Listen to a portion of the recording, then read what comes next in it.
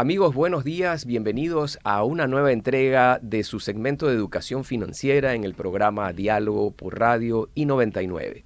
La mañana de hoy vamos a tocar un tema muy interesante, de mucha actualidad desde hace muchos años, sin embargo que adquirió posiblemente más relevancia a partir de los encierros, por así decirlo, que se dieron durante la pandemia del COVID y que se han mantenido después como ciertos modelos alternativos de educación. Y me voy a referir justamente a la educación a distancia en todos los modelos, pero básicamente nos queremos enfocar hoy a la educación universitaria.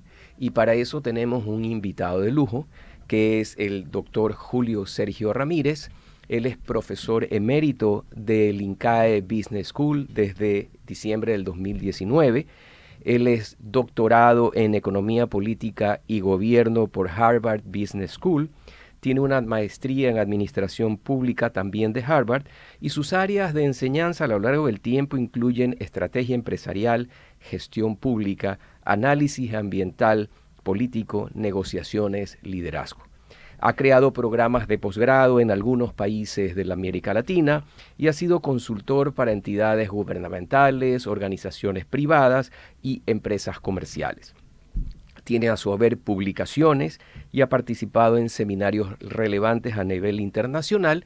Su libro de negociación, Negociaciones Bailar, y adicionalmente escritos de análisis políticos, pensamiento crítico y gestión de líderes.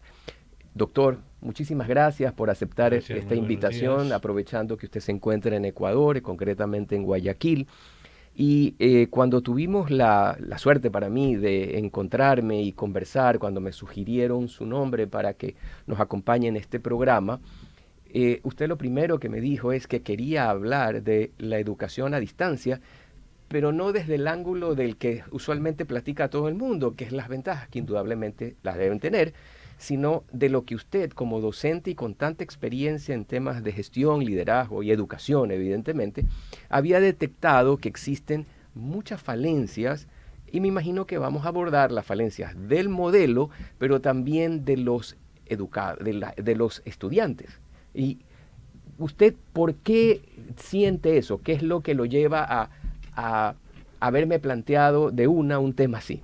Bien, pensemos en lo que ocurre en el cerebro a lo largo del tiempo en una sesión educativa, sea presencial o a distancia.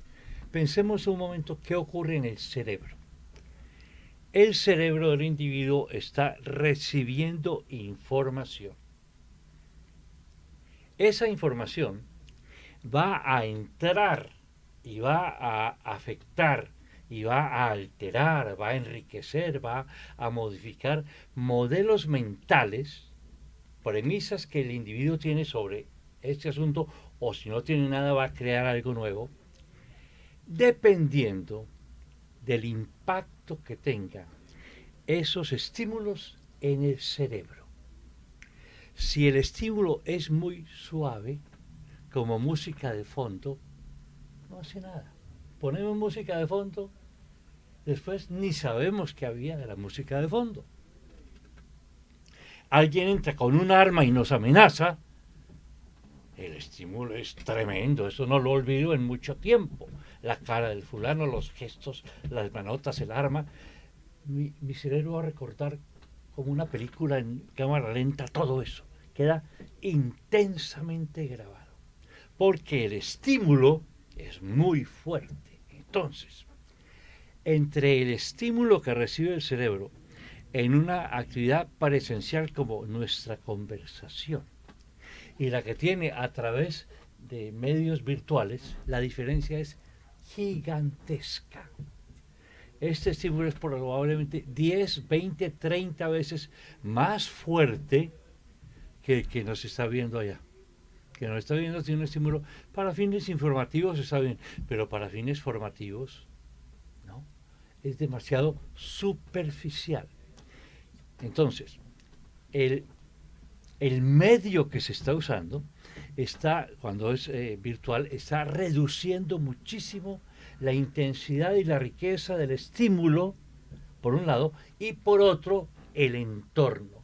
Cuando yo estoy en una clase con varios compañeros, y hay un profesor, ese entorno ejerce varias funciones.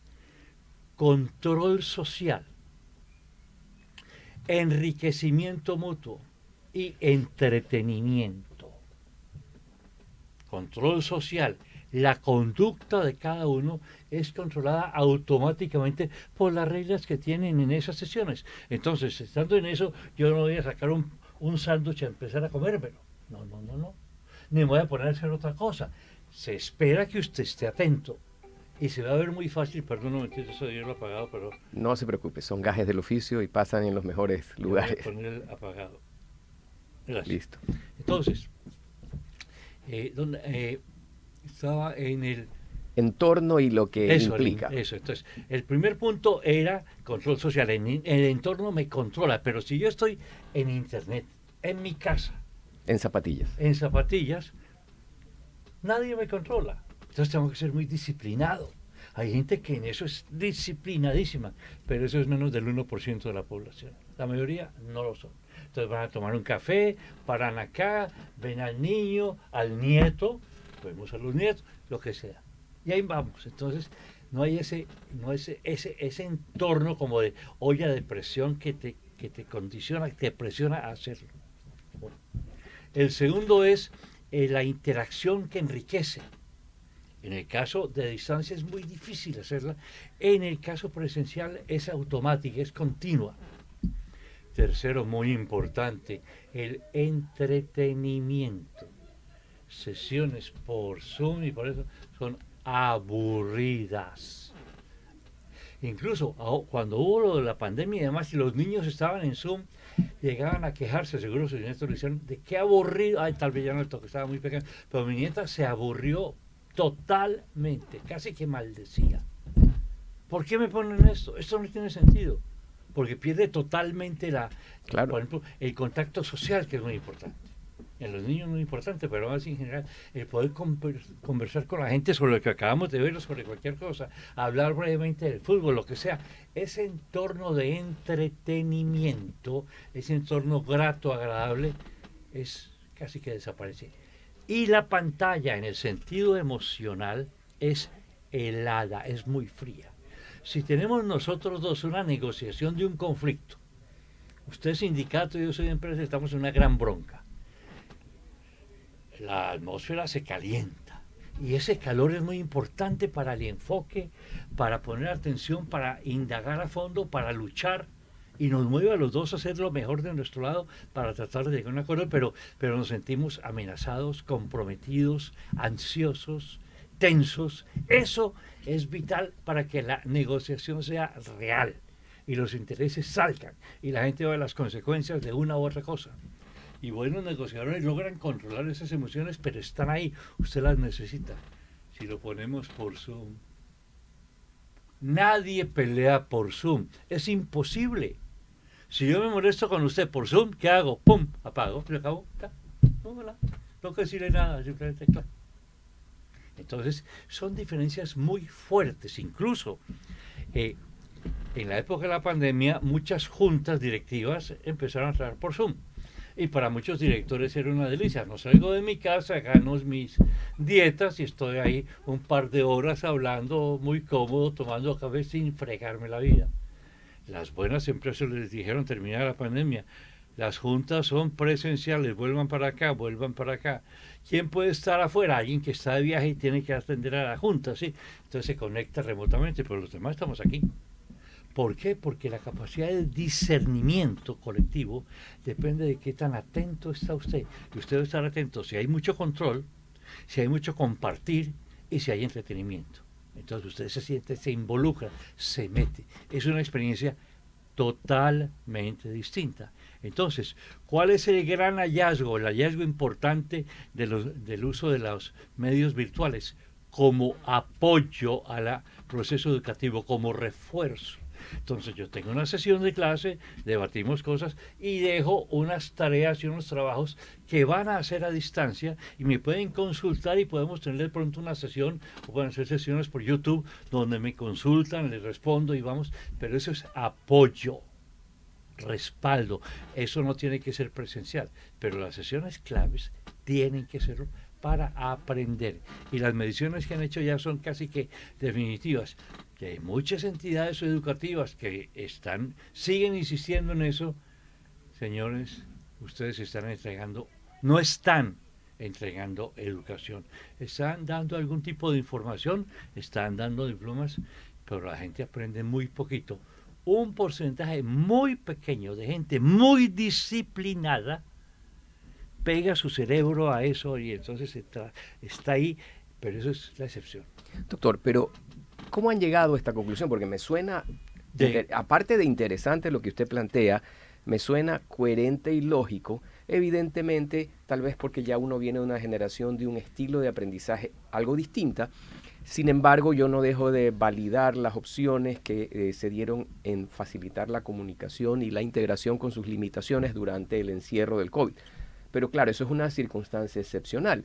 Sin embargo, de datos que usted nos comparte, que asumo están basados en estadísticas, en encuestas, en estudios, desde mi perspectiva, yo soy empresario, no educador, pero siento que las instituciones universitarias, sobre todo, insisten en vender el modelo de educación a distancia. Si usted pudiera compartirnos estos dos temas que le he planteado. La insistencia en el modelo a distancia está basada en un modelo de bajo costo. Yo a distancia no tengo que invertir nada. Está el profesor donde le dé la gana y allá hace, y los estudiantes no hay que tener salones ni nada. Ni brindar café. Nada, es cero. Claro. Es costo bajo, bajísimo y supuestamente un alcance mundial. O sea, alguien puede estar en Amazonas, otro puede estar en Singapur y puede estar tomando mi curso. Entonces, el alcance es una mentira porque mucha gente de rejo, pero bueno, hay posibilidades. Pero el costo sí real es bajísimo, pero el beneficio para el estudiante, y esto empezó a notarse primero en la educación primaria y secundaria, y sobre todo en la primaria, que empezaron a ver, terminada la pandemia, que los niños no habían aprendido nada, o casi nada. Cuando empezaron a hacerles pruebas, no sabían, aún los mejores no sabían, y era generalizado. O sea, fueron año y medio, 2 años de pérdida de proceso educativo. Se fue a la basura, se fue. Algunos seguirán, o sea, ¿es mejor eso que nada? Sí, porque nada, pero es muy poco. Ahora, uno a distancia con un tutor que ayude, por ejemplo, tener un profesor de matemáticas maravilloso, que da unas conferencias y unas explicaciones espectaculares, con gráficos, con apoyos, con diseños muy buenos, que hacen muy atractiva la clase, y que llegue a 1000 salones de clase, perfecto.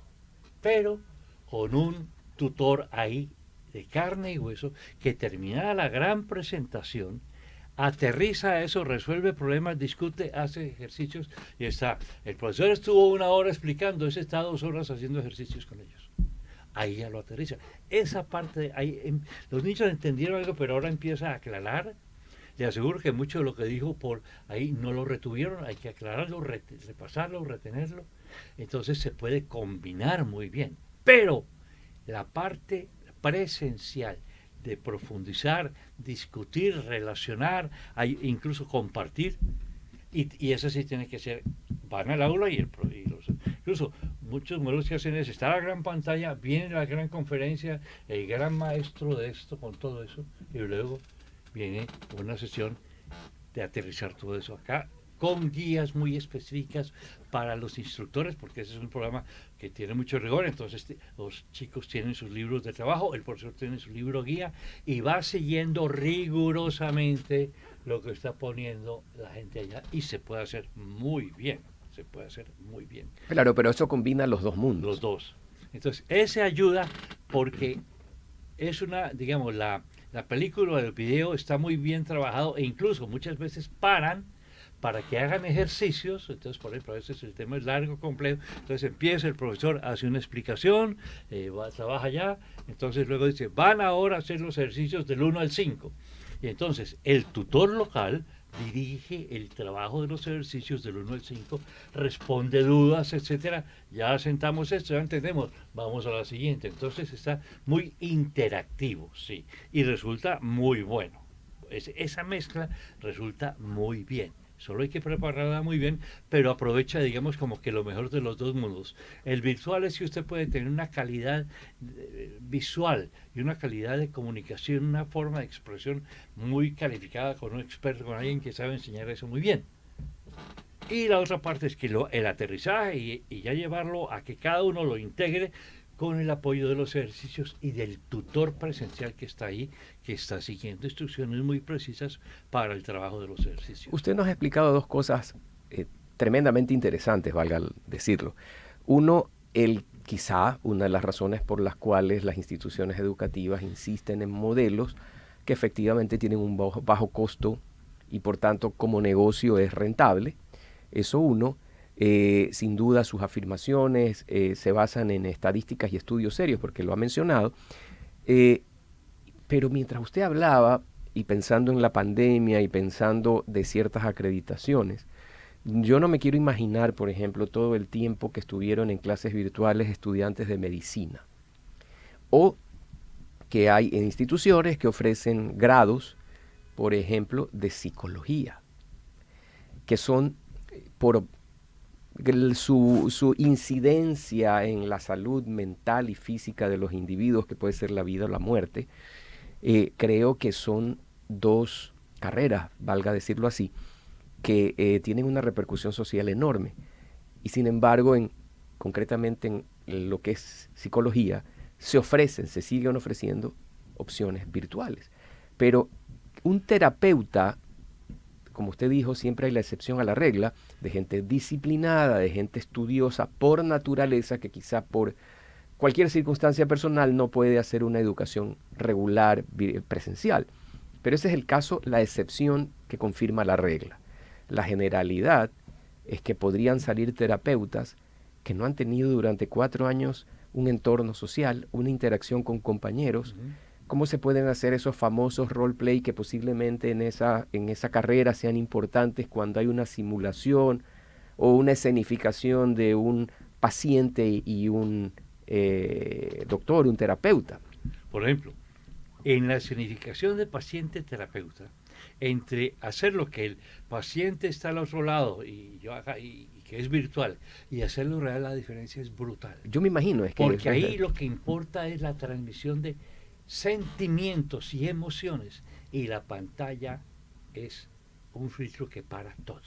Claro, perdone que no me voy a desviar, sí, pero tan real es lo que usted dice, que ese es el gran dilema y problema que ha generado la red social, estos Instagram, TikTok, Facebook, que ofrecen una imagen que no es la real de las personas, sino la que quieren mostrar en la pantalla.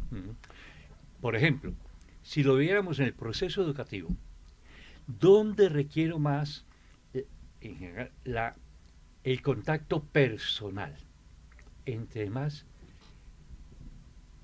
joven y más digamos, los niños, los infantes, los niños, requieren mucho más lo presencial que los adultos. O sea, a medida que el individuo se va educando, puede tener uno más capacidad y más disciplina. Y, por ejemplo, uno puede tener un doctorado virtual. Sí. Sí. Las sesiones virtuales, sí. Porque es gente tremendamente disciplinada.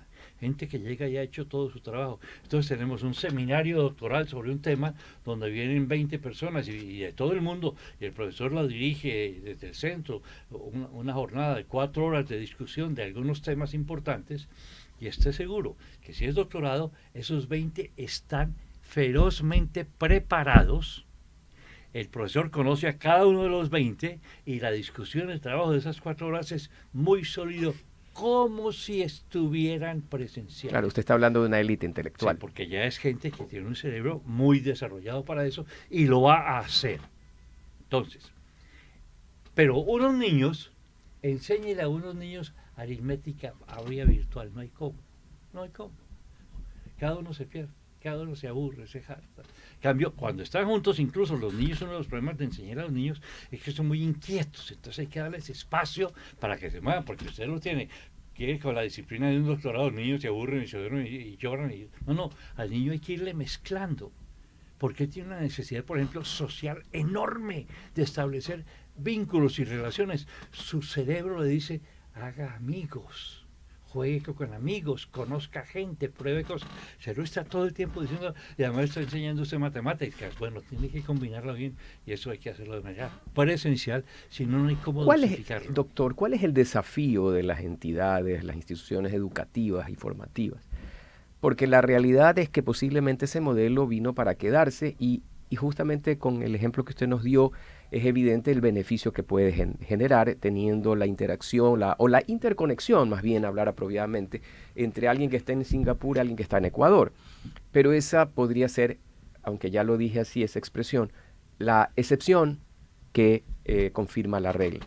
¿Cuál es el desafío, doctor, que tienen las instituciones educativas de combinar para que estos modelos no salgan de uso y por otro lado no se gradúen profesionales carentes de conocimientos suficientes, uno para desarrollar las actividades para las cuales pagaron una educación y por el otro lado, digamos, va a sonar feo, el mundo de los consumidores que están recibiendo servicios deficientes? Pensemos, por ejemplo, yo soy originalmente ingeniero civil. Pensemos en una clase de ingeniería, cálculo estructural. Es una clase complicada, interesante, muy fundamental, muy importante. Pensemos en ese curso. Ese curso tiene partes conceptuales complicadas y difíciles que requieren una interacción fuerte, una explicación y responder muchas preguntas e ir trabajando muy en detalle, y eso solo se puede hacer de manera personal, hacerlo bien. De resto lo puede hacer, pero le toma 10 veces más tiempo. O sea, en una hora presencial sobre algún problema de cálculo estructural, hecho presencial, por manera virtual puede tomar 10 horas. Entonces ya es muy poco eficiente por la complejidad y la intensidad de comunicación de ida y vuelta que se requiere para avanzar. Pero, por ejemplo, uno puede tener un curso de estructuras donde esa parte de la teoría fuerte es presencial, pero vamos a llenarla de ejemplos y de aplicaciones prácticas que los estudiantes lo van a hacer en la praxis y van a dar reportes por vía virtual de lo que están haciendo. Entonces ahí yo tengo la parte dura, la parte complicada, la parte abstracta, conceptual, para esencial, para abrir y permitir esa riqueza enorme de conocimiento y de flujo de ideas que van y vienen para abrir la mente del otro lado. Eso es muy importante. Y luego, una vez que ya tiene un conocimiento teórico, bueno, ¿cómo hago esto en la práctica? Entonces ya cada participante puede tener, yo tengo un cálculo de un puente, no, yo tengo un cálculo de una tubería de agua, de no sé qué, no, yo tengo un cálculo de un edificio. Entonces cada uno tiene su asunto, entonces vamos a empezar a trabajar en esos cálculos y cada uno va a hacer su trabajo, su proyecto, siguiendo las guías generales y luego ayudándole a aterrizar eso en cada caso. Entonces ya lo podemos hacer mezclado, presencial y virtual. ¿Usted cree entonces que el desafío de la educación es ese? Combinar... Es metodológico. La aplicación práctica del seguimiento a distancia. Y seguimiento personal puede ser a distancia. Su proyecto, sentémonos a ver su proyecto. Le doy una hora para que nos sentemos y discutamos y tal. Usted me mandó unos reportes, yo los leí, vamos a discutir. En una hora avanzamos un montón. Luego el siguiente y el siguiente. Entonces es más un reto metodológico. ¿Qué hago yo en forma presencial y qué hago yo en forma virtual? Y cómo cada asignatura optimizo la metodología dentro de las restricciones que tiene la gente para lograrlo mejor. Y otro punto importante, y este no es porque sea presencial o virtual, poner cursos con una carga horaria intensa por las noches es engañarnos. Si usted ha trabajado todo el día hasta las 6 de la tarde y entra a las 7, de 7 a 11 a estudiar, está fundido. Es lo que yo llamo es una educación residual. O sea, el residuo que le quede a usted del día lo puede aplicar al aprendizaje. Con mucha frecuencia no han leído ni preparado nada porque no han tenido tiempo. Entonces llega usted cansado, sin haberse preparado. Esto es lo que aprende. Y me tocó y he impartido cursos así. Y yo desde el principio me di cuenta y le dije a los decales, esto no sirve para nada. Esto es absurdo. Incluso cambiamos algunos a fin de semana. Entonces ya, venga todo el sábado. Yo prefiero tenerlo 8 horas el sábado que 2 horas diarias durante 5 días en la semana. En 8 horas del sábado hacemos mucho más que en eso y lo hacemos. Y el otro podría ser presencial también. Lo que pasa es que a veces se hace en una hora en que la gente está agotada. Algo que se ha usado también y que mejora es, en vez de hacerlo al final del día, hacerlo al principio del día, de 7 a 9. Las 2 primeras horas. Usted ha dado ejemplo, doctor, de muchos de los potenciales desafíos que pueden implementar las instituciones educativas.